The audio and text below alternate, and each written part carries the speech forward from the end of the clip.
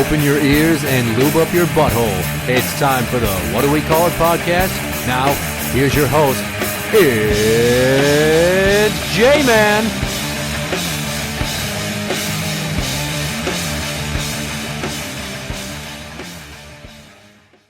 Welcome to the What Do We Call It podcast. I'm Jmann. And I'm number one fan, Tim. If there's one thing about me, when I feel like I'm being played by a business, I will demand satisfaction. And not like one of these people that constantly shit on the staff to get their way. I won't go that extra degree of fucking you over unless I feel like you've already done it to me. Yeah, how's that feel? Okay, example? Case in point, I got my oil changed at a Tires Plus. I won't name the location. There's your first mistake. I've had pretty good luck with them. Ugh, God, no. So there's the panel cover over where my oil filter is. Okay. Underneath on my Fusion. There's 4 bolts that go in there. Now, I didn't pay any mind because I don't change my own oil. I just don't have the fucking time. And so back in April, I had an oil change at this particular location. A few weeks later, I noticed that there's something hanging down underneath my car. So I fashioned some ramps out of some spare lumber and crawled underneath there. You don't have a jack? No. Really? I haven't had need for one. Oh. Well, there's a need right there. Yeah, well. Anyways, so I'm underneath there, and I see this panel's hanging by a single fucking bolt. And it's like askew and hanging down. I'm like, motherfucker. So I take the one bolt out, and I figure that the other 3 either must not have been put back in, all of them, or only maybe one of them was put back in, but it wasn't tight enough and it worked its way out. I don't think it would have gone that long with just the one bolt. No matter how tight they put it on there. There's too much air or turbulence and everything underneath the car. It would have broke that thing off or loosened it up within a matter of a week or two. Well, I don't drive it that much because I drive my work car for virtually everything these days.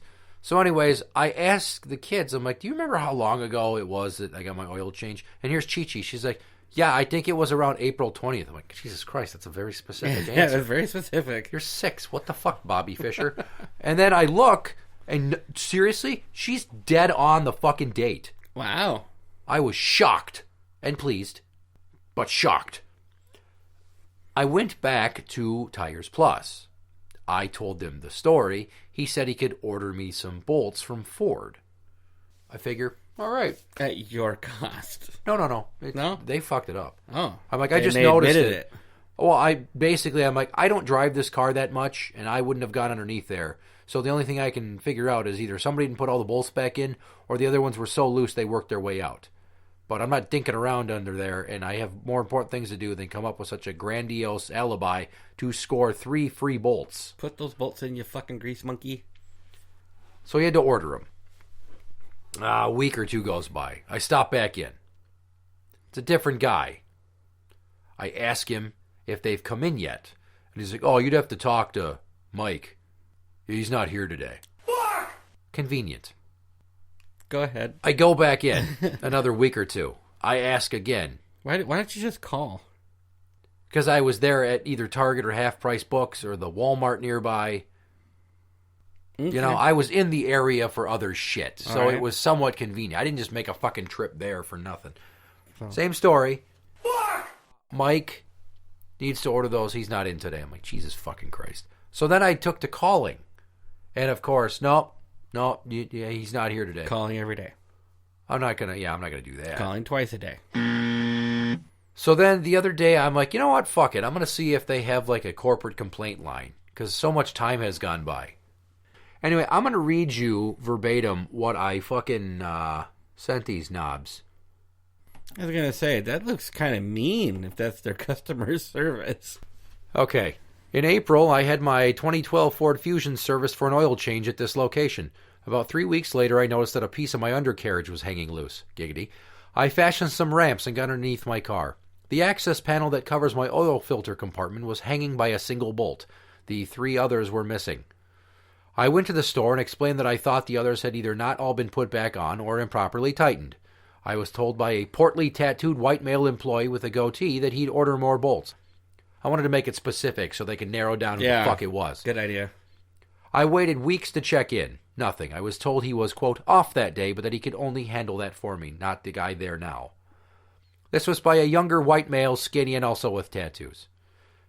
Seems to be a theme with the employees. Yeah, I made 3 calls and one more trip to the store and was given excuses every time. I still do not have the bolts. Years ago, during an oil change, they broke my glove box brackets on a different car accessing my in-cabin air filter. It was fixed within days. Days. It has been 8 months and should have been remedied within a month of my complaint. I have been sharing these stories about that location with anyone who asks about it. Your move, Tires Plus. Your king is in check. An hour later, my phone rings. I'm like, I recognize this number from somewhere. And I pick it up. It's like, hey, this is Mike from Tires Plus. I'm like, oh, holy shit. I can only imagine what you're finally calling to talk about. Did you say that? Yes, I did. Sweet. And he's like, yeah, I'm sorry that it took so long to get that back for you, but I can order those for you. And then if you want, we can schedule a time for you to bring the car in so we can put those in. I'm like, this should have been fixed months ago, dude. I have 5 kids, and I am a social worker with 48 vulnerable adult clients. I don't have time to work around your schedule. All right? You have shit the bed on the customer service side of this completely. So no, I'm not going to schedule an appointment. Can you just order me some fucking bolts, please? I will take care of it myself. Yeah, I can do that for you. And I hung up on him. 2 days later, they are at the fucking store. He probably thought you would have just blew him off. Be like, oh, well, I guess he didn't really want his bolts. Yeah, well, don't underestimate how fucking annoyed I am that you lost parts from my fucking car. And the funny thing is when I originally went in there to explain it, I'm like, well, isn't it important to have that panel closed so there's not stuff splashing up in there? He's like, most cars don't have it, so. Well, and then he goes, well, that's more or less just to cut down on drag. I'm not a mechanic. It's a Ford Fusion, not a race car. Right, and I'm also not a pit crew chief of a NASCAR team. But I'm like, to cut down on drag. The look on your face is great. Like you're fucking kidding me, right? I was dumbfounded because I'm like, I suppose that could be a thing, but I don't know enough about cars to debate that. And I didn't want to be a total dick right out of the gate because I'm back 3 weeks later on a wing and a prayer hoping he's going to help me out. So I got the bolts. I haven't had the time to go under the car, but it's been so ungodly fucking cold that who wants to go out in the garage and crawl under a vehicle that could ultimately land on my chest? I did a couple weeks ago. Well, good for you. But this harkens back to another story. I love this story because when it happened, I was much younger, but still not taking any shit from some dickbag grease monkey. You're probably not going to take any shit the rest of your life. You are aware of this, right? Yeah. Okay. As I get older, I'm only going to be a more effective asshole. This is a set precedent for your attitude, so to speak. Many years ago, I brought my then Buick LeSabre, the 88 LeSabre. I remember that car. This was the first car I ever had. Yeah, that was when you had to replace the timing chain in almost like a couple months after you bought it. The tranny started slipping. Well, but yeah, I did replace the timing chain. Yeah, just to be safe. Anyways, I took it in to the Fleet Farm location in Brooklyn Park. I'm not going to lie about what location that was. They can suck my dick. Fucking Fleet Farm. Why you took it there when you didn't live anywhere near there? They had a deal. Buy 3 tires, get 1 free. I was new to this. My dad's like, oh, it's going to be a good deal. I get a free tire. Oh. Holy shit! Okay, so on that Buick LeSabre model, the hubcaps, right? There's a bolt that is underneath a plate with a Buick logo in the middle of the hubcap. You need a special tool that comes with the car to get that motherfucker off. I kept it in the glove box. It was in the center. You had your 5 lug bolts, and then there was the one in the center too? Or is it one of the 5? Just to get the face off of the hubcap to get to the fucking 5. Oh, okay. Usually you just need a I could be wrong. This is a long fucking time. This is 20 fucking years ago almost. All right, I'm just I remember everything about my first car. I can tell you how many hubcaps I went through with that car. Okay, well, I lost one on 35W once, seeing if I could get it over 100 miles an hour when me and Neil were just trying to fuck around once. I was rushing home to get a condom so I could fuck a girl, and I lost a hubcap when I hit a pothole really hard. Jesus Christ. Have you never heard of rubber gloves? You could fuck her 4 times. Don't do that, kids. It's not safe. That's not gonna. It's awfully unsanitary. I'll fucking wash it off and stop being a vagina. Anyways, I'll never forget the fucking guy that managed that location. He was a guy named Tony. Big fucking nose, curly hair, and then tinted glasses. And he kind of talked like this, like he was from Chicago. Mm-hmm. He's like, so what we can get you to do with the tires, you buy 3, you get 1 free, and then you leave it, and then you come back and I get it for you the same day. I did that. I come back. I fucking sit there an extra half an hour when it should have been done already. Because they had to call me to figure out where the fucking tool was for the hubcap. I told them it was in the glove box. I come back, I go to pick up the car. I go out to get in the car. The fucking glove box contents are everywhere. Did you have things neatly stacked and packed in there? Or... Yes, I fucking did. It wasn't just like a menagerie of shit. They took it all and they threw it. So I'm pissed. And instead of going back in and telling them and showing them, I put it back together and went in to complain. And the female working the counter, she's like, oh, well, can you show me? I'm like, I just put it back together. I've never dealt with anything like this. I guess I just instinctively was pissed and I put the shit back in the glove box. Yeah, I'm just in here to say your employees messed up my car, and I'm not happy. Yeah. I go back to get into the car to leave. I turn the key. I go to put it in gear. I pull the needle, the 3 spots to get it in drive. Shifter, 1, 2, 3, yeah. Except it shows that it's in fucking reverse. I went, what the shit? I put it in park. The needle goes past P like a whole fucking inch. And I'm like, what the fuck? I go back in the store and ask for the manager, and I tell him what's going on. Well, I don't see what would have happened to have caused that, sir. I'm like, here's the deal, Tony. It wasn't like that when I gave you the car. It's like that after you had the car. We're not talking about a great leap of faith here. Something one of your mechanics did, and I figured it out after the fact, is, well, the son of a bitch was rummaging around in my glove box. He must have been laying sideways to get in there. And his fucking knee must have been up against the goddamn gear shift and shoved that bitch. Because it must have been a big fat fuck. Well, it can't go past a certain point. Well, if you put enough fucking force behind it. Maybe. I don't know. I had my first car, I had the gear shifter wasn't... Like, to put it in reverse, I don't know if... You never drove my car, did you? No. What, the shaggin' wagon? Yeah, the wagon. I don't know. I might have. I don't know. But you put it in reverse, it was like reverse, and then there was a little tiny click for reverse, and then you could go to neutral. So there was like 2 positions for reverse. One would turn the reverse lights on. The other one, it didn't do anything. And that's the one it wanted to hold into. So you had to pull it to that second little shallow click to have reverse lights. After driving the car for a few weeks, I got really good at holding that there while I was backing up. Mm-hmm. But when I was trying to repair the dash lights, because one of my bulbs went out and I couldn't see half my speedometer, there's a cable that goes to that needle and wraps around your steering column. So when you move that shifter, at least it was on my car, that cable would slide and it would pull that needle. So that was adjustable. And I was thinking maybe they somehow got something up in there by accident and moved your cable. I don't fucking know. Because it just clips on. It's just like a clip, like a paper clip almost. Well, either that or the guy that was fucking around in my glove box was the Incredible Hulk. And when he put it back into park when he was done pulling it up on the lift, just... It's fucking shit. But dude, why don't you like Buicks? So I got it fixed. But they fucking took 2 days to fix it. Like, he had to inconvenience me as much as humanly fucking possible to do it. I think it was, because they were just probably waiting for a spot where they didn't have anything to do. All right, now you can go work on his car. Well, I just think... So how did he fix it? Did he put it all the way down and push on it? Oh, no, he had to fucking disassemble part of the steering column to fuck around in there. At a tire shop, I wouldn't think they'd have those kinds of tools. Well, they did. So Neil at the time was working at an oil change place or something. And he says to me, and I quote, "You're damn lucky that they fixed that for you." I'm like, how do you fucking figure? It wasn't broke when I gave him the car. It was broke after I got the car back. Well, yeah, but normally they just write that shit off. But yeah, you're damn lucky they fixed that for you. Yeah, they probably most likely be like, we're not going to do anything. It's all right, we didn't break it. All we did was touch your tires. Really? Did you not move the car into your garage? Did you fucking Professor X that thing? Fuck bags. The hell is that? Dr. Steven Weird or whatever from Avengers? Who the fuck is... Doctor Strange? Yeah, Doctor Strange. There we Dr. Stephen Weird? go.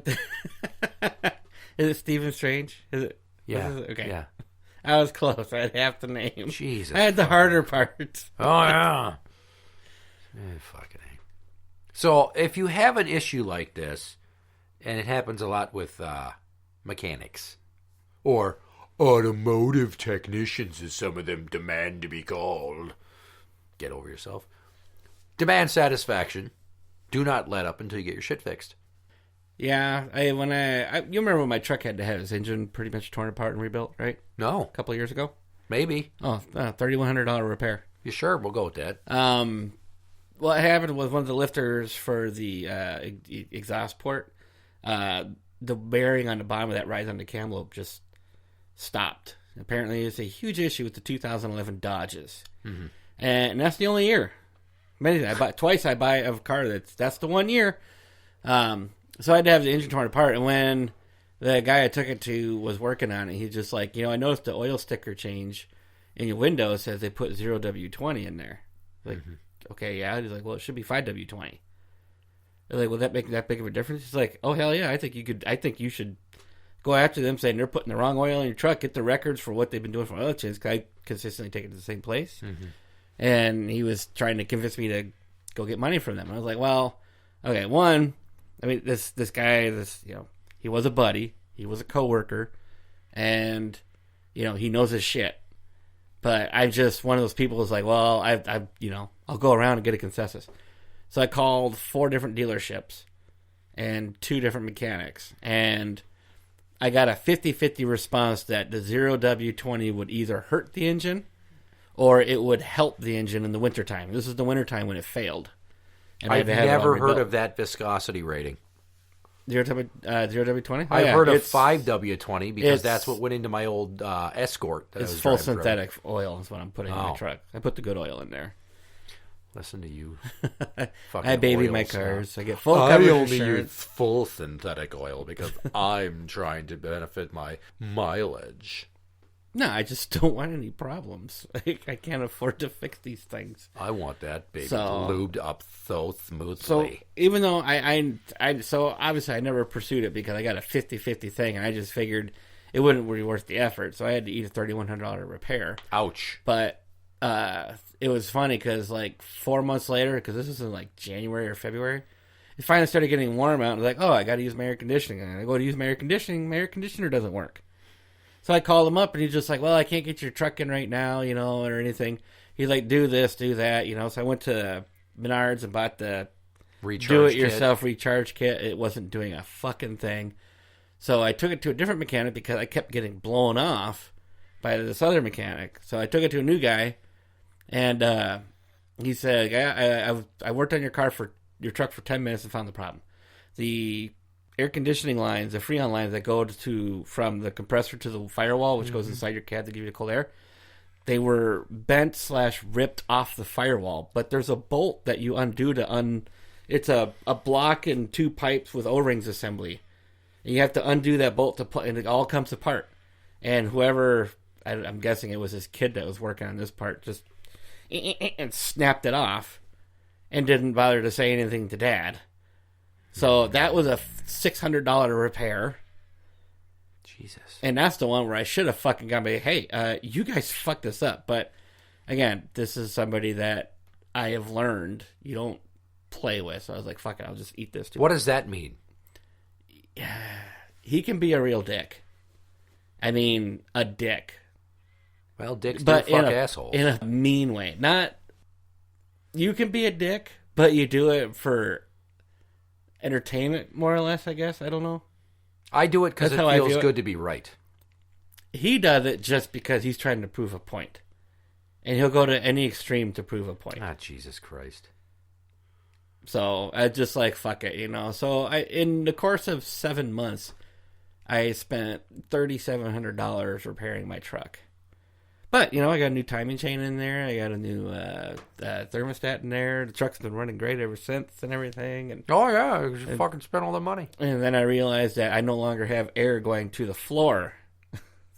It comes out the vent, it comes out the defrost, but it can't come out the floor. So long trips in the wintertime, my truck kind of sucked because I can't get any hot air down there to keep my feet warm. First world problems.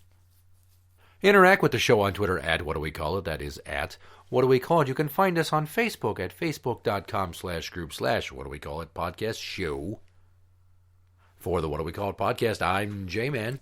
And I'm number one fan, Tim. And that's the end.